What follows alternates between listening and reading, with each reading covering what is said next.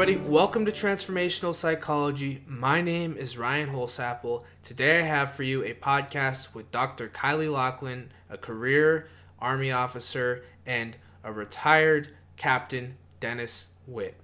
Dr. Laughlin is going to walk us through his work and understanding of the Parsifal myth as it relates to masculine psychology. I think this will be a really interesting opportunity to learn more about the Jungian approach to the psyche and to sort of see how Dr. Laughlin has taken that approach and applied it to the Parsifal myth and understanding the stages of the hero's journey that we take towards becoming our whole selves, towards individuation, so to speak. So we're going to give you some of the context for that, and we get into all sorts of topics along the way that I feel are complementary to the core theme of trying to explore his work in his upcoming book. So we're going to talk about all those things. Dennis Whitt and Dr. Laughlin are friends, and so it felt really fitting because I'm close with Dennis to have them both on this podcast, and I think Dennis does a really good job sort of co-facilitating this conversation with me so that we can get the most possible out of Dr. Laughlin as we could and really provide the listeners with the opportunity to glimpse his work. If you want to read more of what he writes and see what else he's up to, then his website is in the description and also a brief bio.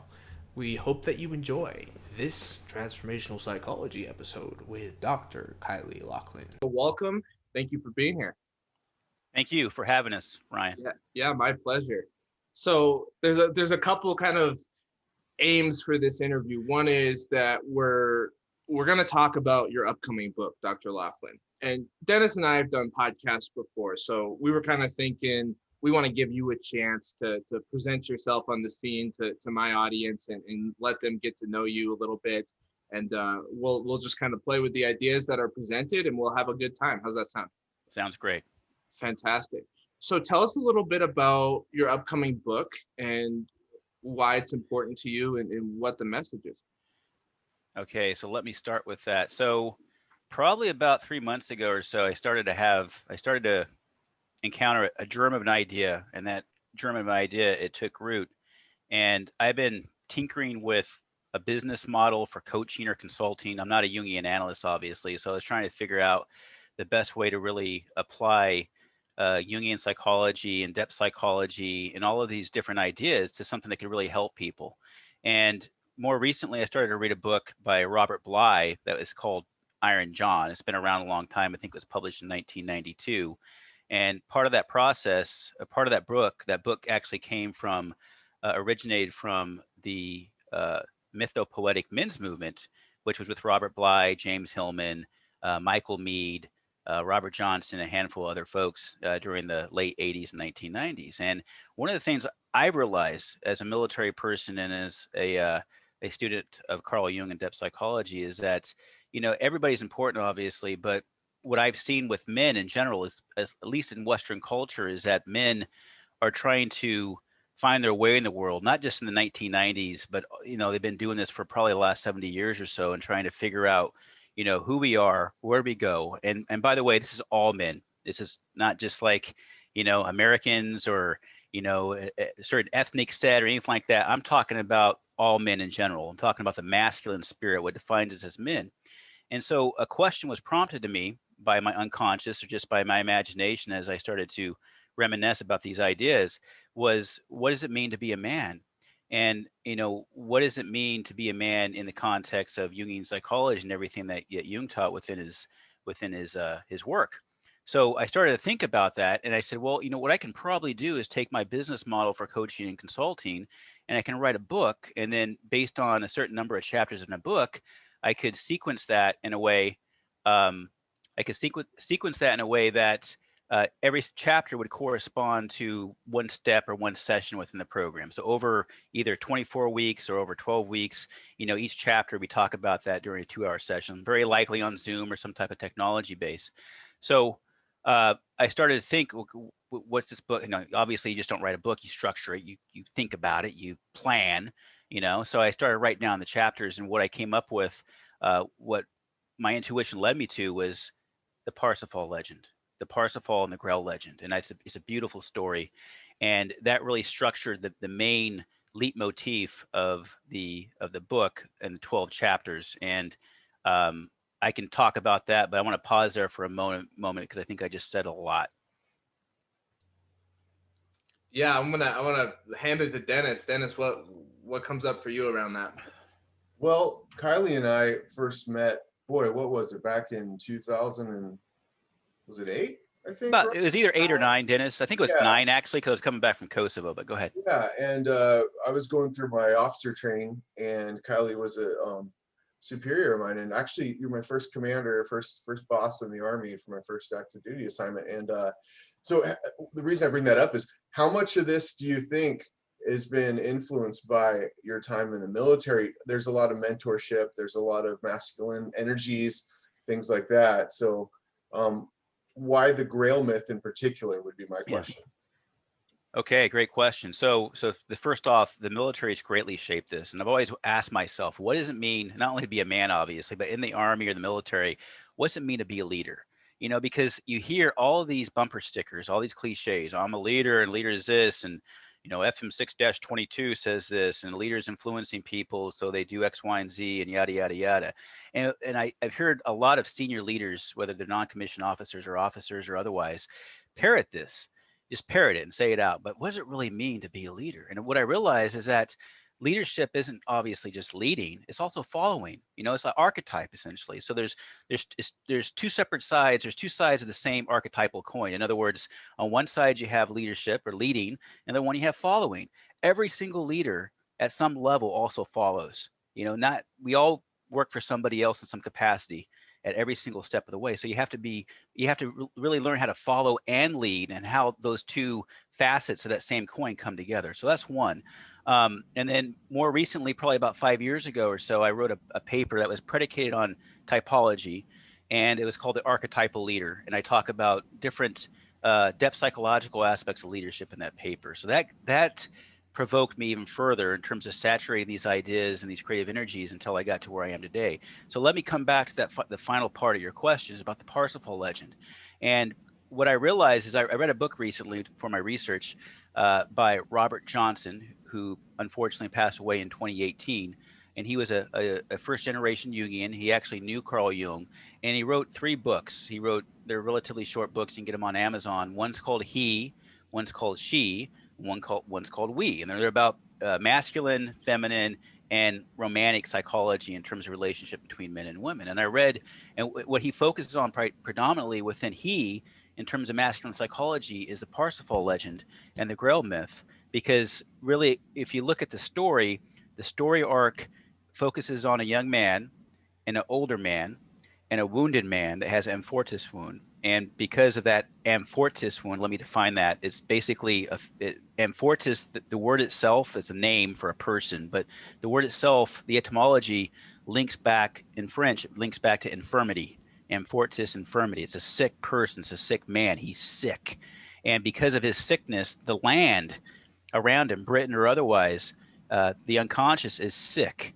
It's the vegetation's dying, and the animals are dying because the king, the Fisher King, the Grail King, is sick.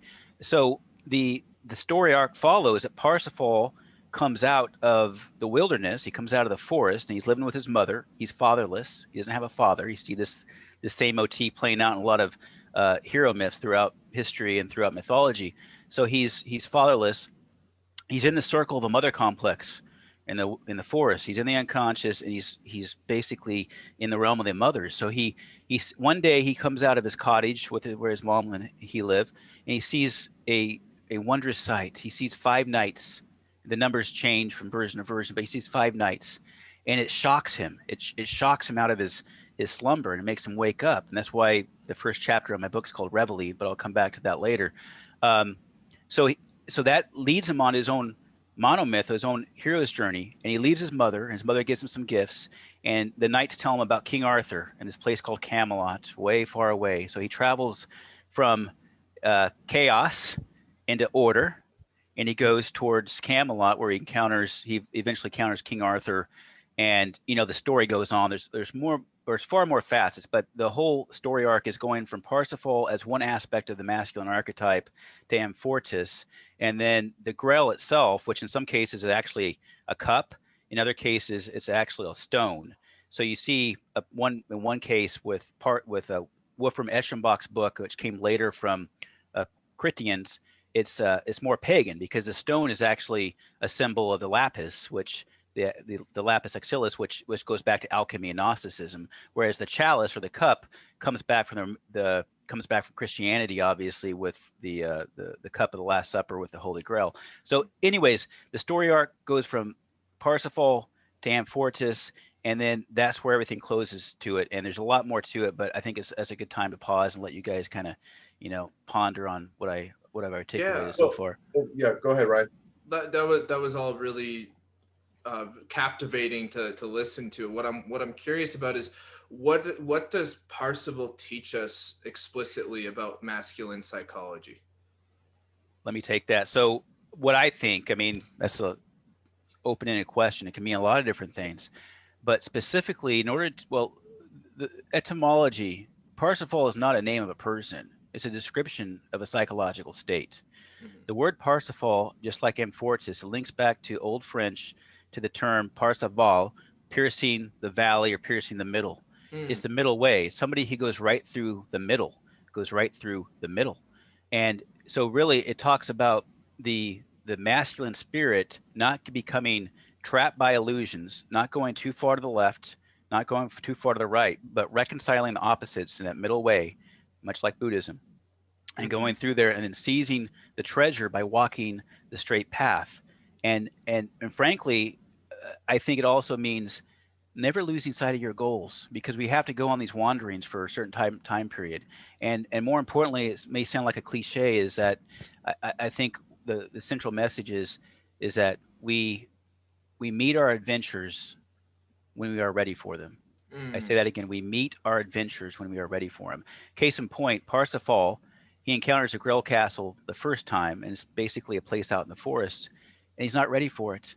And he fails to ask that question of the Grail king, and he leaves the Grail castle and it fades away back into the unconscious.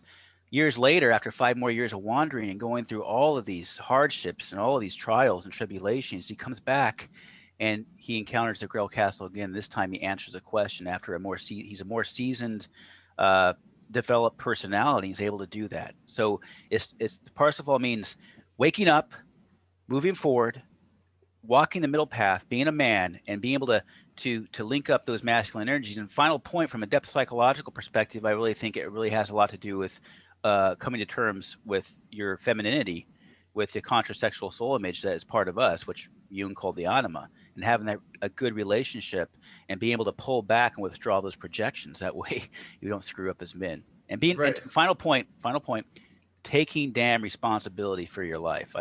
If you ever listen to Jordan Peterson, that's one of the themes that he really underscores quite frequently in his work. So, yeah. Yeah, that's wonderful. And I also see that balance, that middle path between chaos and order outlined in the emergence of Parsifal from his mother, moving towards the kind of archetypal masculine realm. So I see how what you're saying there, I see how that story shows a balance between those two forces. Dennis, what do you think it looks like, practically speaking, for a man to walk in a balanced way, or in a path, a middle path? Well, what Kylie had said earlier about it being this sort of almost like a dialectic between Parsival, pierce the veil, pure fool, there's different names for him, and then Amfortis, the wounded Fisher King. It's almost as if they're two sides to the same coin, in that, there's got to be some type of balance there. You have to learn how to be the servant king, right? That goes back to what Kylie was saying about leadership. You can't just be a king and not serve your people. You can't be a leader and not serve the people you're working for. And you can't be a father without taking care of your family, and so on and so forth. But you can't learn how to do that without going through the trials that Parsival goes through, right? He's accumulating the knowledge, and he's just like there's all different warriors Knights of the Round Table, if you will. Again, there's different myths and different versions. There's Creton's version and Eschenbach's and so on and so forth. But and I think it was Jordan Peterson that said something. They all went into the forest at the point that looked darkest to them, and that's what it kind of means to me. Is you're going to find your process, your path, by looking into your own complexes, looking into the darkest part for you, looking into your fears. And we're gonna need to do that. That's what you mean by taking responsibility, I think, is to face that. And that, what's more Jungian than that, to look into the wound. And that's where we're gonna find our middle way, our balance, by facing that, by taking responsibility. I know I probably said a lot in there, but I think it's such a rich myth, and it almost seems like the monomyth to me. So beautifully said. Before I have something on the tip of my tongue, but first I want to give you a chance to respond to that, Dr. Laughlin, if you want to. No, absolutely. So I think just to expand or unpack a little bit of what Dennis said. So I think you said it perfectly, as Ryan was alluding to, but more importantly, this is not just about Parsifal. There's other knights, obviously, right? There's Gawain, and then there's Gurney-Mons, who's becomes a mentor. Mentorship, right, obviously is important within leadership. You need a mentor, right? And there's other folks, there's other, characters and personalities and psychic energies that come out of the story. But to your point, Parsifal crosses a threshold. He crosses a threshold, at least in the Eschenbach version of the story, because when he goes to Arthur's castle, there's this interesting figure, and he's just a dazzling knight. He's in red armor. He's called the Red Knight, right? And he, according to the story, he offends Guinevere, who's the queen, and he departs the castle, and Parsifal shows up as this dumb kid, right? He's this innocent fool. Hey, I want to be a knight. And you go, oh man, this Red Knight just offended my wife, the queen. You can go deal with that. So he runs out, and he's going to fight the Red Knight. And of course, the Red Knight just laughs. This kid. It's just a joke. So he knocks him down to the ground with his lance. He's laughing, right? And then here's an interesting part is that Parsifal's mother, before his departure from the forest, from the womb of the unconscious, she gives him like a little saber, quill, pin thing. That's kind of it's a weapon they can throw. And he takes that and he throws it at the Red Knight after he gets knocked down. It goes right through his armor, because there's a little hole right there in the socket of his eye. And it goes into his eye, pierces his brain, kills him, and he kills the Red Knight. And then Parsifal takes the armor. He takes the sword of Uther. I think his name's Uther. Don't quote me on that. But he takes the armor of the Red Knight, and he puts it on himself. And it represents masculine energy to a certain degree. It also represents a shadow, I think. And then he's wearing this armor, so he becomes a Red Knight. But the fact that he did that, there's positives and there's negatives to that process, because now he's wearing this artificial persona that it really isn't him at all, and people mistake him for the Red Knight when he isn't the Red Knight. And there's masculine or right, energy in that. So that's another interesting facet to the story, is the Red Knight. Yeah. So there's really a lot there, Dr. Laughlin, about finding your place in the world as a man, right? And at first we kind of put on a costume or a persona to try it out, and it's not quite authentic, right? And I think Jung would argue that the second half of life, maybe you have the opportunity to become more and more authentic. I think in modern times we might push back on that a little bit and say, well, you have the opportunity to be authentic right now if you want to. You don't have to wait till you're 40 or whatever. And maybe that's a straw man of Jung. I digress. I want to keep it focused on what I'm saying here, though, which is that what I hear in that is, first of all, the mother gives him a tool, a weapon that is going to come in handy. So what do I make of that? I make of that there is something in our implicit nature, Mother Nature, that we are going to need to cultivate on our hero's journey. So it's not as if we're a blank slate and we're going to go get something out there that we need, that's going to give us the power. There's a piece in that myth that I'm hearing that says, no, you actually have something on this journey that you have from the beginning, but it's your job to cultivate it. And as you start cultivating that thing, you're going to struggle with finding what your best expression is. So you're going to use this instinctual sublimation to try and find your way in the world. You're going to put on the suit that you're going to defeat the night, put on the suit, and then there's going to be some struggle there around, is this really who I am, or how do I find my meaning and my purpose? But I think that the overall potential in that is that we actually can eventually, through trial and error, find something that feels like a sweet spot of meaning. Am I way off here? No, I think, man, that's good. I think you really articulated it well in a very organic way. So, and let me just make a quick correction. The Red Knight in the Wolfenbach, the Eschenbach, excuse me, the Wolfram Eschenbach version is Ither of Gahaviz is a Red Knight. So just for the matter of clarity there. So yeah, so here's the thing. So let me expand upon what you said just very briefly and just run home with it, right? So first and foremost, you're right. There's a few different gifts that Parsifal's mother gives to him in the forest prior to his departure. Departure obviously is one key aspect of the monomyth or the hero's journey, and that is the little quill-like weapon. And then she gives him, she dresses him up. She gives him a garment, which is really tying him back to his mother complex, back into the forest, into the realm of mothers, if you're familiar with Goethe. So that's one piece. So he takes that with him, and then from the Red Knight, he gets the armor and he gets the sword. Now, flash forward in the story without giving too much away.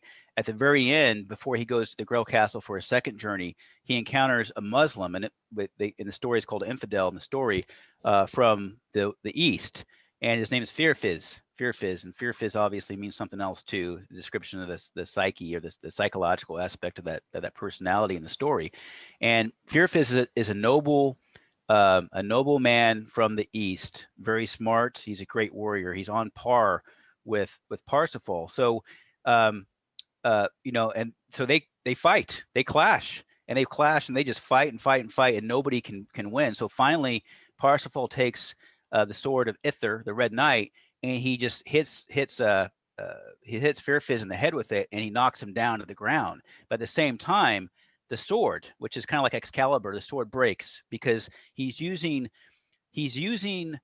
something that he took from somebody else that wasn't his to go against a noble person. And then after that, Firfiz, his brother, by the way, this is his half brother. This is very interesting. They're both sons of Gameret. Wow. They're brothers, right? The East and the West. So you see this reconciliation of the opposites coming together.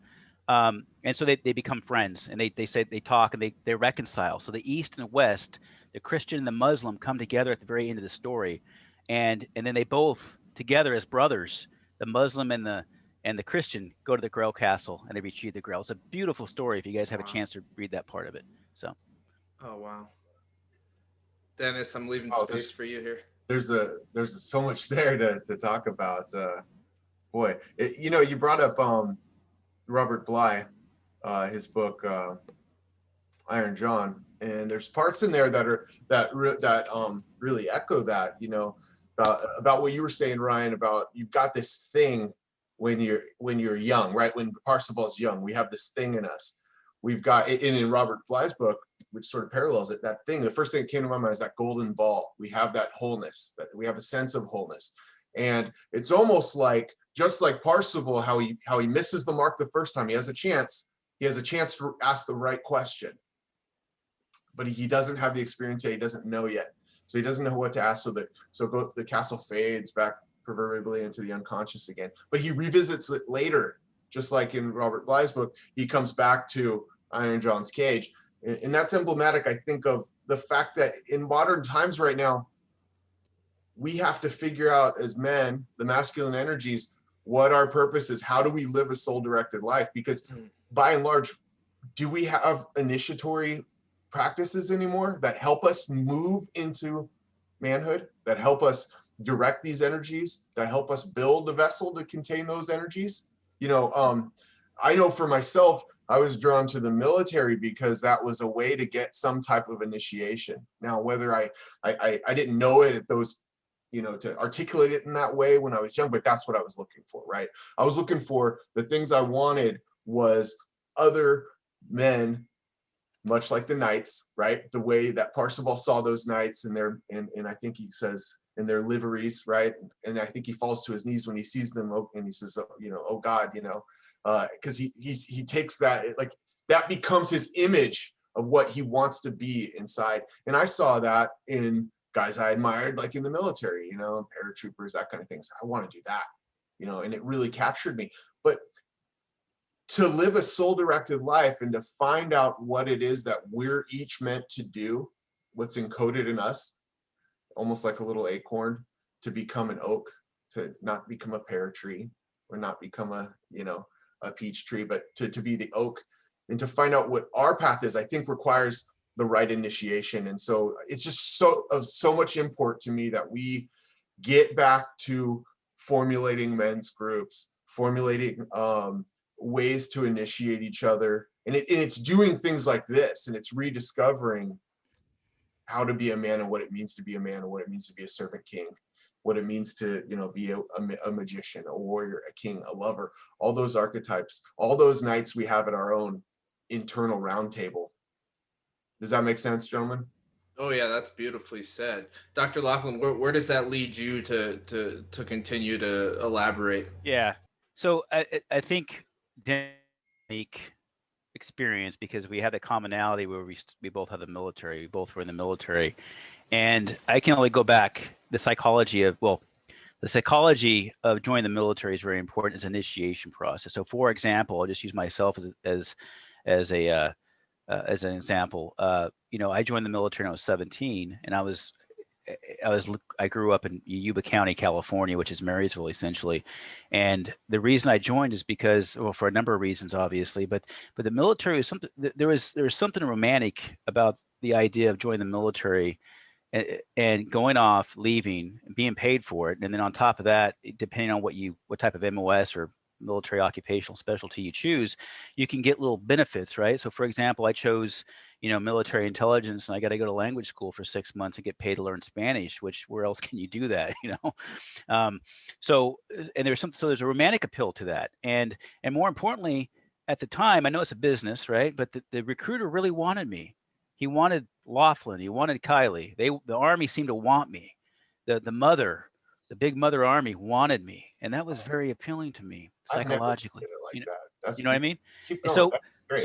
so to your point, I joined the Army, and that was my call. That was my calling. And then going back to the book and kind of expanding what Dennis said, is that the first chapter of the book I borrow from a tradition in the military called Reveille. And for those, Dennis can relate to this. Reveille, when you're a young soldier, especially in the Army and the military, is still romantic in your mind. It's a beautiful sound, and it's just like the call of seeing those 5 nights in the forest for Parsifal. That Reveille, that sound, it shocks you at the core. It wakes you up. It's a calling to wake up, start your day, assume responsibility for your life, and do great things, right? And that's Is why that the wake up porn, or what it? Can you explain what that is exactly for those of us who don't know? So Reveille, so in the Army, and Dennis can probably expand upon this also, but in the Army you have Reveille, you have retreat, you have taps. So you have these different little traditions in terms of the bugle calls or the sounds being made on post throughout the day. And Reveille is the one, I don't remember the exact time. I think it might change from post to post or installation, but the Reveille goes off early in the morning, and it's a wake up call. So you always hear it. And then there's, you know, if you hear Reveille, there's certain, you know, requirements done for that. But it really is a wake up call for that particular day. Start the day and move forward. Dennis, you want to expand upon that any? Yeah, as you're talking about it, it kind of fills me with a little bit of nostalgia. Yeah. You know, being at like Fort Benning and knowing that that's, you know, at that time, everyone is united in doing the same thing. We're all at attention, and that really is the beginning of your day. You know, everyone knows the tune. Oh, and wow. Then you begin, and for the next roughly hour and a half, you're going to hear cadences, you're going to hear people running in unison. Yep. I mean, it really does call you, unites you, and starts your day. It kind of gives me a little bit of a boost just thinking about it. Yeah. It's not always like that, because half the time you're extremely tired and it's very early and so on and so forth, but it's a good memory for sure, and I think an apt beginning. What do you think? How do you think we can practically, gentlemen, how do you think we can practically bring this into our time now? And what I mean is, maybe I can give a little bit, if I can hold that question in the air and let you marinate on it for a second. since we're on the subject of the military. I remember when I was a platoon leader, I'd get young recruits, and I can picture their faces and think of their names, and I just love these guys. I mean, I love them today, and they're brothers, and they're young, they're beginning their career, they've left home, just like kind of what Kylie was articulating. They're fired up still, they're excited for what lays ahead. They're also apprehensive, and I was so blessed and fortunate to be in a position to kind of be a big brother as the platoon leader. And I just saw that unity there, that when you get out into the civilian world isn't there anymore. And I see increasingly, it could be my own bias, but I see increasingly that those masculine energies that are fostered there are non-existent or isolated. Increasingly, we're behind computers. There's less unity. There's less emphasis on masculine energies. In fact, there's a holding back and a repression of them, if I would dare to say so. So what do we do to bring that back in and ensure that young men of all ages, men who are in their 30s coming back to ask that question, that Parsival's question again, men that are in their 40s, 50s, Yeah. it could be any age, right? Because you still got that 12-year-old boy in you. So how do we bring that back practically? It would be a question. What can we do? Just briefly, that reminds me of something you shared, I think it was last night on an email thread, Dr. Laughlin, about the wasteland. Now we are in a wasteland. We are in an age that is deprived of meaning throughout the fabric of our society. So what I'm hearing Dennis ask is, how do we reinstantiate a principle of camaraderie and purpose as men in society? So good. I appreciate that. So to Dennis's point and the question, this is all, I'm mapping this out right now, but chapter 6 of the book I'm writing, the draft version, is called The Wasteland Beyond Meaning and Value. I say again, it's called The Wasteland Beyond Meaning. That will also be a session that a separate session for 2 hours or so. We talk about what that means, but let me articulate it. So the assumption is that right now, and it's always to a certain degree all the time, right? Whether it's 50 years ago, 200 years ago, the psyche itself, the masculine psyche, becomes a wasteland, largely because some of these reasons are articulated within the Grail legend, particularly with the Parsifal version from Eschenbach, to a lesser degree Chrétien. So, and it's not just a physical wasteland like the world, it's our souls or ourselves, right? In terms of how we feel and our aptitude for action and what we can do about it. And one of the the idea is that through story, through myth, through a ritual of actually finding the figurative Grail and healing the amfortis wound in yourself, which is really the same personality, right? Whether it's Parsifal or this amfortis, that's how you come together. Now, how do you do that practically? That's a good question. I think we're doing it right now. I think we are doing it right now. I can't change the world completely, but I can change myself. I can influence you, and you two gentlemen can influence me. And I can use all my intelligence and all the tools I have available, whether it's Zoom or the internet or websites or just talking to a stranger on the street or being a good leader and trying to help soldiers within the scope of my influence. That's how we help, cure and bring to balance the wasteland through the Parsifal myth, is by what we do right now. And we take that movement, we take those ideas and we catapult them. And final point, some of the happiest times of my life were in the suck. I say again, we're in the suck. Co-suffering. There's a beautiful term in German. There's a beautiful word. I'm probably going to mispronounce it. It's called Mitleid. It can translate to pity or compassion, but another context of it is co-suffering. When you can co-suffer with your comrades, with your fellow soldiers, whether you're deployed or otherwise, and to build up that camaraderie and be men together and suffer together and accomplish things, accomplish a mission together. That's powerful. So I think we can do it. And I think we can do it. That's my answer to you. That's beautiful. And you can flip it on its head and you can say that at this time, boy, we've got so many problems and so many things to overcome. But you can also say, wow, we can have that. We're so fortunate to be able to have that Mitleid, right? To be able to do what we're doing right now, to be in such a circumstance, because I know people are hungry for it. I know that. You can just look at what is it, like 95% of the phenomenon of Jordan Peterson's followers are young men, right? That kind of thing. Real quick. Sure. The good news is the wasteland. I know that sounds extreme. The wasteland is a first world problem. It's a first world problem.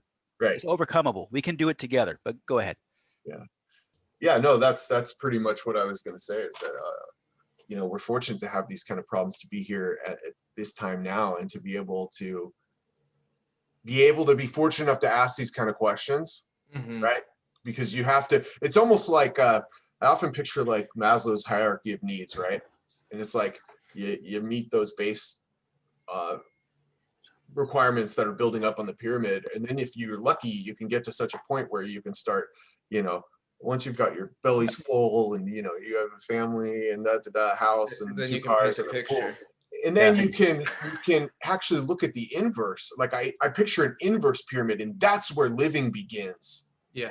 But you can't really going within, you're saying. Yeah, man. It's like it's an inverse pyramid. Like if you can get to that point, and we're so fortunate to be able to have that at this time now, because we can really start to ask and cultivate the questions of soul and spirit. And that's a great point too, Dennis. And in our modern times, that's not even a certainty, right? We live as if these good fortunes and these ways that we're privileged are certainties, that we're going to wake up tomorrow and this, these walls are still going to be protecting me, and the grocery store is going to be open, and I'm going to have money in my pocket to buy myself a nice juicy steak or chicken thigh, right? Well, that's just an implicit assumption. The reality of the matter is that the balance between chaos and order is a lot more tenuous than we actually think. And I think the last year or so, given the crisis of the pandemic and the political tension, has really reminded us of that imminent potential for chaos that's in our society. And so I think that is actually it's a good reminder to be confronted by these issues of our mortality and of our privilege as a society, and how can we be more mindful, is the question I'm asking, of that reality, so that we can be grateful for what we have, and also suffer gracefully, because the way I think about it is we're going to suffer either way in life, right? Whether we're comfortable or whether we're not comfortable, whether we're facing great tasks or whether we are living in a bubble of just this kind of mundane comfort zone. We're going to struggle either way. That's just human psychology. There's going to be challenges. So how can we suffer gracefully? And one of the things I'm hearing you, Dr. Laughlin, say is we can suffer gracefully by choosing it, by choosing to suck. Consciously Am I doing onto it. anything there? You're absolutely right. So let me just take that real fast, because actually it's a good segue into one of the subsequent chapters within the draft book I'm currently writing and working on. Embrace the suck, do it consciously. Okay, so for example, the chapter following the Parsifal and the Grail legend, it's called Catabasis Journey to Hell. I say again, Catabasis Journey to Hell. Now I might refine and work with that title a little bit with respect to that chapter. That's what it's called right now. The reason I say that is I go back to Jesus of Nazareth and Christ, and obviously Jesus is both a historical figure, a mythological figure, and a religious figure. Okay, theologically speaking. But what I admire about Jesus Christ, and I admire Jesus Christ in a number of ways, is that he embraces suffering, and he did it beautifully, and he did it consciously. And not only did he undergo the passion consciously, he accepted it, and he voluntarily, willingly, consciously took the descent and went into the catabasis, the downgoing, as Nietzsche would say. And he went to hell, and he was there for 3 days. And because he suffered through it deliberately and consciously, he was able to undergo a transformation, a psychological transformation that had extensive ramifications with respect to the entire world at the time, at least. And he ascended too, so he came back up. And so there's an alchemical model there. But for men and for veterans and for all men, just people in general, the reason I follow on the Parsifal myth with the Catabasis is that we as men, I use that specifically as an example, we as men have to be able to consciously suffer and co-suffer and have the courage, the damn courage to go to hell and encounter like Dennis was saying earlier, where the treasure hard to attain is at that place in your life is that terrifies you the most, and that is usually hell. That's really well said. That's really well said. When you're in hell, what do you recommend? Like if you were to give advice to someone descending into hell or a difficult experience as a leader, what are some of the things to watch out for? What are some of the ways in which you can mobilize yourself proactively to deal with chaos when you're facing it, in your experience? Well, I mean, yeah, if you're in hell, you're in hell. That's probably the lowest place you can go. And typically when the deeper you go into a figurative hell, things tend to slow down. If you read Dante's Inferno or the Divine Comedy, you kind of see some of the, psychological aspects of hell from his perspective as an author and a philosopher. But things freeze down. So the only thing you can do is keep your wits about you. If you're in hell, the only thing you can do is maintain the light of consciousness, be brave, be bold, keep that light, hold that light, that torch up, and hopefully, like you'll have Ariadne's thread to lead you out of the labyrinth and back into the night of day. Let me give you a very brief example. I think we can use a historical distinction here to help articulate this even further, because we need examples to really see what I'm talking about. There's two very good examples where two men went to hell, not literally, obviously, but they figuratively went to hell. And they're two people I greatly admire, and I think you probably do too.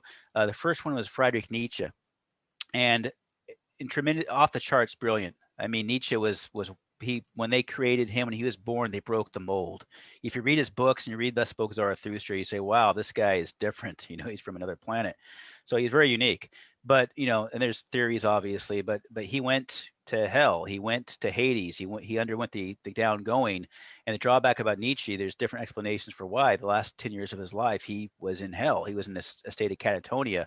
And his sister was his caretaker for the last 10 years of his life, roughly between, 1891 and 1899, roughly. I don't have the exact dates, but that was Nietzsche. Now think about this for a second. Jung, in contradistinction to Nietzsche, Jung reads about Nietzsche. He admires Nietzsche, and while he's writing, I think it's his dissertation, he reaches out and he talks.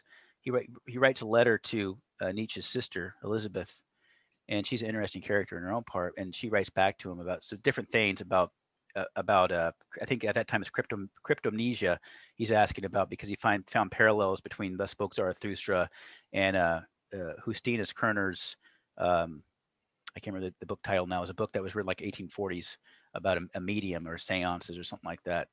But it'll come back to me. The Seeress, a Preverse is what it was. It just came back to me. The Seeress Preverse. So, but you take that model of Nietzsche and you take Jung, whereas in 1913, November time frame, he starts to do these active imagination exercises, and he lets the floor drop after he does this. It's kind of like a Western version of yoga. And he goes to hell. He descends into a crater, and he has these amazing visionary experiences that he describes in the Black Books, later the Red Book or Liber Novus. So you find that difference. And how did Jung do it? Well, it's a good model, right? He did it through consciousness. He was like on the teeters of, what the hell is going on? Am I doing a schizophrenia? But Jung was very educated. He had, final point, he had that Ariadne's thread like Theseus did, to get him back out of the underworld and lead him back to the light of day, because he never lost touch with that. There's a real world, and there's this psychological or this imaginary world, which is real still, but real in a different way. And this in the time, final point just came to me. At the end of the day, responsibility is what brought him back from hell, because he still had a practice, he had a wife, he had kids, he had responsibilities. So that's how he can come out of hell. What's that? Kylie, that was kind of his mantra that he would repeat, like, I'm Carl Jung, I'm a doctor. Yeah, he would reiterate, this is who I am. But Nietzsche never had that. Nietzsche was brilliant, but he wasn't, Carl Jung worked at an insane asylum or a psychiatric clinic for 9 years. So he knew what psychosis looked like. He knew what schizophrenia looked like. He worked with Freud. He had a good life, and he came. I admire Carl Jung because that guy, when he was born, he was not like he was, born with a silver spoon in his mouth. He really had to use his own will to overcome some of the financial constraints that he had in his early life. That's brilliant. It also reminds me of Frodo going through Shelob's lair in the last book, Yeah. or the last movie, and Galadriel gives him this light, and I forget what it's called. Maybe it's called the Light of Galadriel. I don't remember, but he brings it into Shelob's lair, and that's what he uses to navigate. And then Sam eventually picks it up and uses it to defeat Shelob, and there's this amazing conquering of that experience, and Sam rescues Frodo. But there it is, that kind of story of holding on to that light in hell. Well, what do you see though? But both in the case of the Theseus myth, the story, Ariadne, kind of an anima figure, and in the case of Frodo, Galadriel with the torch of light of the anima, really the mediatrix of the unconscious for the male psyche. Yes. That's the person, that's the figure doing it. So to your point, one of the chapters in my book also is going to be, or I'm writing it, is masculine psychology and the anima, because the anima relating to the feminine within ourselves with a contrasexual soul image, and how we relate to real women, our wives or our spouses or partners or whatever. That's highly important as well. Yeah, absolutely. And that soul, that word soul or anima, that's one of the central things that I work on with people, because I've learned, and I feel for myself, that if we don't have a phenomenological access point to what we might call our soul or our inner source of radiance or light or being, there's a way in which we don't have an inner compass, right?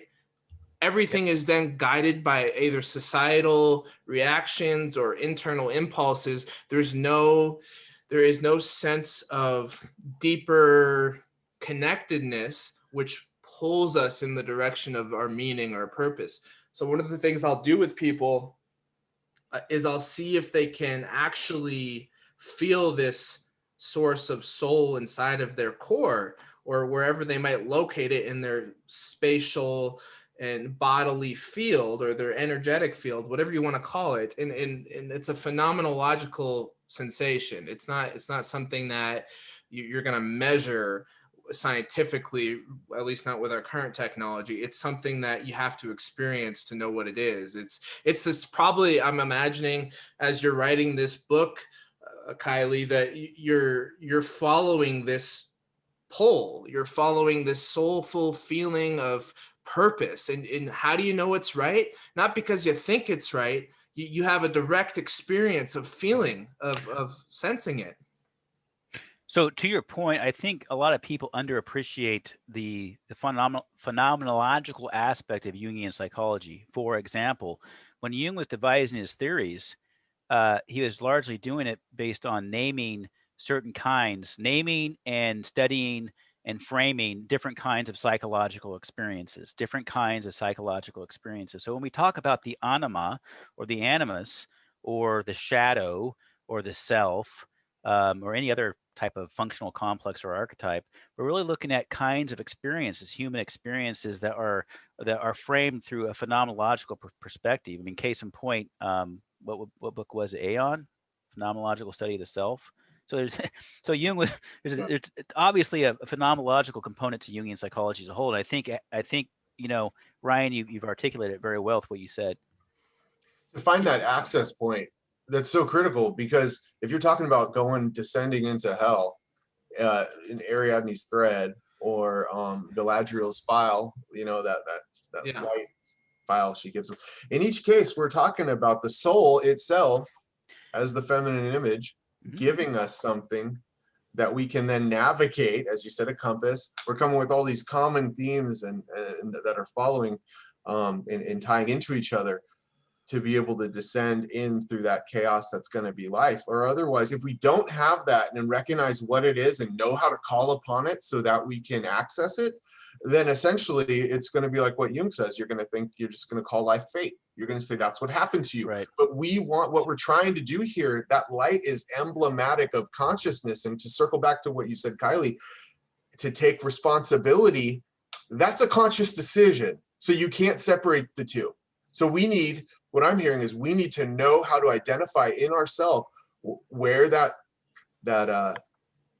constituent part of us is, that inner ability to be conscious, to take responsibility, and then navigate what we're confronted with. Okay, so real quick, let me expand upon what you said very briefly. Is what I realize is that most men probably don't know much about Jungian psychology. Most men are lucky if, a little snippet in high school and maybe a brief mention as a footnote in some psychology class in college, don't know much about Jung. But what's important about Jung, this goes back to Ryan's point, is that if you really understand Jungian psychology, Jung provides a map to the territory. He provides at least a working map of the territory. And the tools that he provides in his psychology can serve as either a compass or a torch or a thread to help consciously navigate your life. And so many men don't have that. So if we can take the very best of Jungian psychology and take the very best of, order and chaos, and take the very best of, a range of different ideas, whether it's Germanic philosophy or the Stoic, belief system, whatever it is, and give that to men and package it in a way they can readily digest and apply to their lives, that's what we should do. Yeah, that's the beautiful part, because we can take it and tailor it to fit our own images of what resonates with us. Yeah. Ryan, I know you're really into, and you shared this with me, of really owning that and doing exactly what Kylie had mentioned, that Jung named it, the phenomenology named it, and you shared that methodology with me in naming my subpersonalities, my inner complexes, so that I can work with them. And they have my own, while they're maybe feeling toned in the same way that you gentlemen might experience, them as well, they're my own inner images, and I work with them. I have my own pictures. So I guess what I'm trying to say is, if we can give this type of package and say, this is what works, now make it your own, that creative aspect is really invigorating, and you can really take hold of your life and do what you said, to, hey, run with this. This all came out of my own way of working. It was all my own psychology. So, and I'd like to briefly elaborate on that. So for those of you who are watching this on YouTube, if you're audio only, you won't be able to see, but I'm taking out a pouch, and out of that pouch is a pan, and on that pan are a bunch of magnets, circular magnets. What are these circular magnets? Well, these are what I call the subpersonalities from Dr. Strachan's model, which is very phenomenologically based, but it's also very scientifically based. And the soul is the yellow one in the middle. So the soul, that's the life force. The totality actually is what Jung would call the self, the mandala. This is called the subpersonalities mandala. Dr. Strachan borrowed from Jung, and Jung borrowed from Hinduism, and it's a beautiful thing. Why do I share that? I share that because I like to keep people honest phenomenologically. What I find, and I would say this is my critique of some Jungians or anybody that does any theory, is that they take the words as categories that have built the theory, and then they forget the phenomenological experiences that the theory represents. And what you're saying, Dr. Laughlin, is that no, you have to use the map, but don't mistake the map for the territory. You have to experience the territory. The map tells you a little bit about where should I orient myself? How should I orient myself? So my point is really that we have to be first principles thinkers in psychology. We have to go back to what's happening. That's exactly what Jung did in the Red Book. He said, if I drop all of everything that Freud taught me, all the baggage I have from my intellectual education, and I just descend into my experience, what do I learn? Oh, this is an interesting experience. And then he goes and spends a career trying to create a theory around an experience that is real. So I just say all that to remind the listeners that I feel like it's so important that we drop concepts so that we can have experiences, and then compare our experiences to those concepts. And if those concepts don't work, then we create new ones. I've found that to be incredibly useful just in my own education and learning. So for whatever it's worth. It's good. Yeah, Really good. yeah. So I'm really eager to read your book. When am I going to be able to read it? Okay, so like most real people, I work like you guys, right? So there's only 24 hours in a day. So I got to get up early, work on it, any free time I have. So I'm a working man. So at this rate, I project to have the draft done the summer of 2021, and then it should be ready for publication, you know, knock on wood, by the fall of 2021. And I'll more than happy give both you gentlemen a signed copy. Well, that would be great. Now, what are we going to do with the people that don't want to wait that long to hear from you? Is there other ways to stay connected with you? Are Yeah. you writing blogs? Are you Yeah. offering services? No, well, I have a full-time job. At some point, the whole fantasy or dream is to eventually get to a point where I can just focus purely on providing these services, doing a little bit of coaching, a little bit of consulting, creating the seminars, creating this retreat up in Alaska, which is another story. But to answer your question, if anybody has any interest, wants to read my blogs, I usually have one per month. And you can go to KQ Laughlin, KQLAUGHLIN.com. I think it's going to be somewhere I'll put it in the description. in the description. You can go there and check out. That's my website. And then denovisinsights.com is the company website. And I'm also on LinkedIn as well and Facebook as well. And I always enjoy the Facebook posts that you write. I find you to be a very succinct writer, and you explain Jungian theory exceptionally well. Thank you. I'm not just blowing smoke up your ass. So that's been fun to read. So I recommend wherever people can access the writing that you do, that they do. It's quite good. So are there things that you haven't shared today that you feel like you still want to share? Is there anything that feels like we left out? Well, this is great. I could probably talk to you guys for about 3 more hours or so about a whole range of topics, but we don't have that kind of time. What I would say to you is I've outlined the book, and if anybody is interested in kind of a highlight of the book and it's going to change and evolve a little bit, they can go to denovisinsights.com/services, and there's kind of a highlight of the book in terms of what it entails. And That's great. I would say one last thing. What I do in the book, and this is not going to change, the final chapter is called the Numen. I say again, the Numen, which is derived from hominis novi, or novus homo, or hominis novi. And what does that mean? Well, what I wrap up in the book in terms of how it's modeled is that we need to become new men, to become hominis noventi, essentially, become the new men. What does that mean, historically speaking? Well, there's the Stoics spoke about it, particularly Seneca, about merit, about these new men that went into politics in Rome. They became consuls. They came from nowhere, and they did it as a result of assuming personal responsibility and by applying themselves through grit and grace all the way up into those positions. So the end of the book is a chapter dedicated in how men can follow the path just like the hominis noventi and become a new man or the new men. Oh, that is so cool. I'm so excited to read that. Wow, that is great. That's so great. So the audience is going to be dying to know, and they're probably kicking me for not asking you. What was it for both of you? And we'll start with you, Kylie. What's your role in the military? Where are you? Where are you? What are you doing? And after that, I'd like to hear from Dennis. Sure. Well, I've been blessed. I've been blessed for the Army. I mean, the Army, I've been in the Army now. In July, it'll be 28 years, which is crazy to me. 28 years, a long time. It'll be 30 and 2 more years, obviously. So I was enlisted for, 8 or 9 years. And then I eventually went to officer candidate school. I got commissioned as an intelligence officer. That was in 2002. So that was nearly 20 years ago that I was a commissioned officer. And I've been doing, security work or intelligence work off and on for the last 19 years as an officer. And before that I was military intelligence, or MI, as well.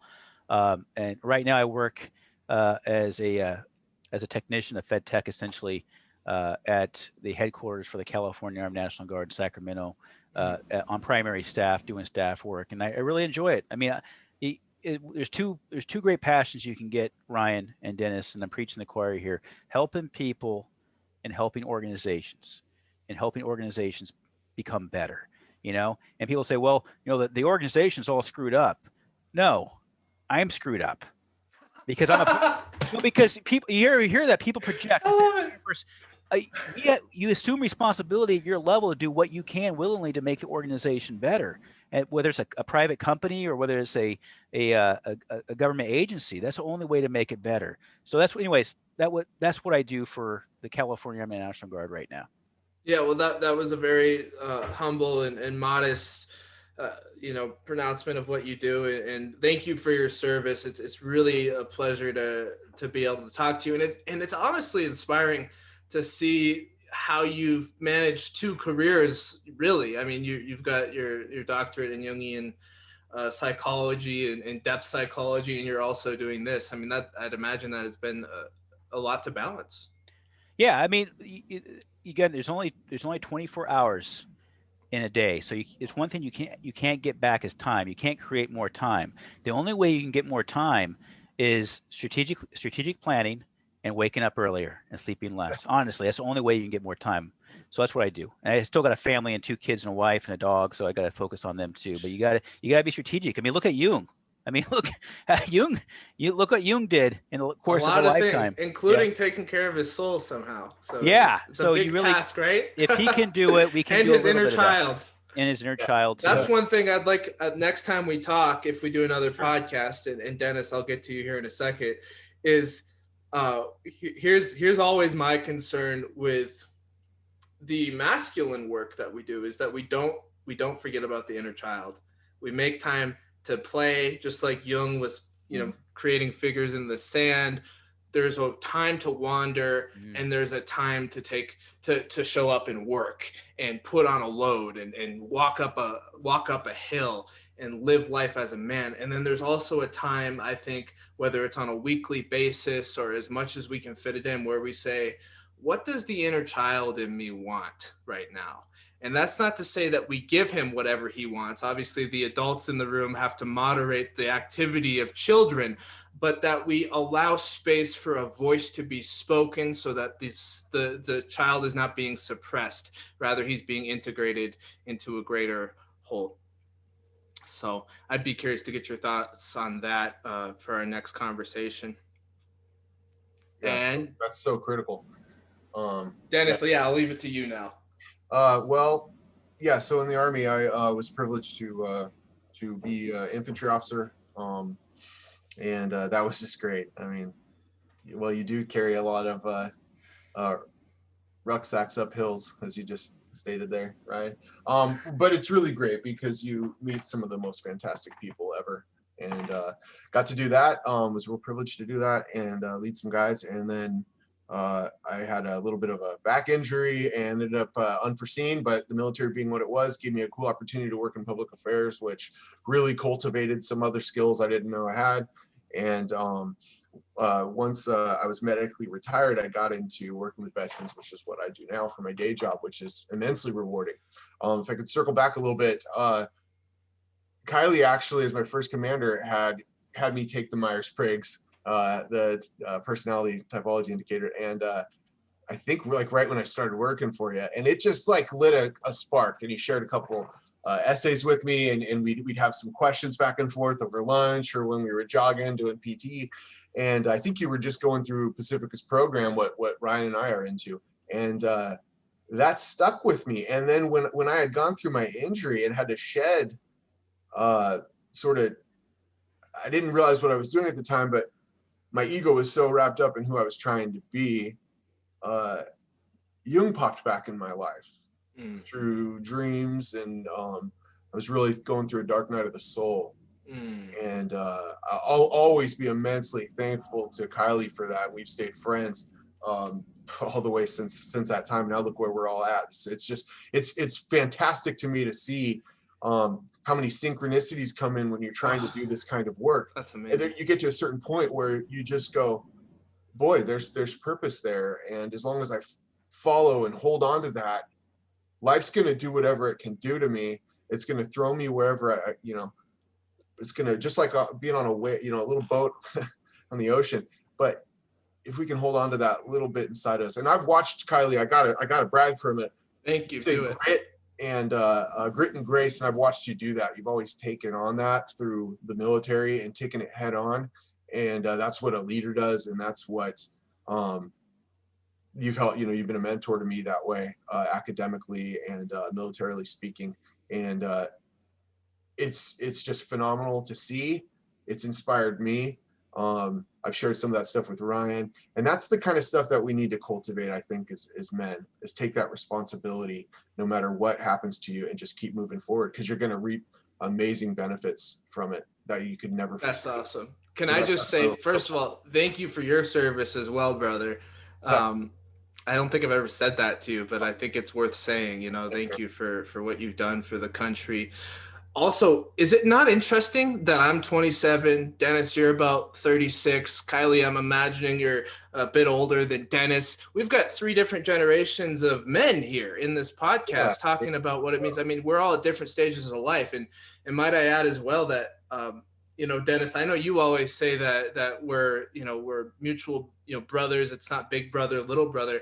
I would just say, though, that you two inspire me when I look at Dennis has kids, the careers that you two have had, you have children as well. And the way that you've taken care of other people and the way that you've contributed to society and the successes that you've had, as a 27-year-old man, I look at that and I get fired up. I start thinking, I want to be like those guys 10 years from now. I want to have my shit together. I want to make sure I'm taking care of other people.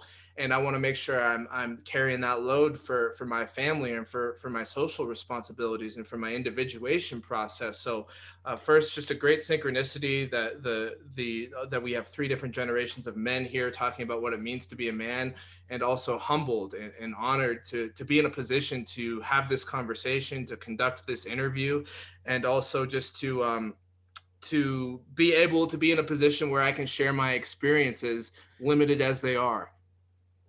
Well, that's great. Thanks, Ryan. That gets me fired up too, man. It's certainly mutual. And that's such a great synchronicity, all 3 of us here.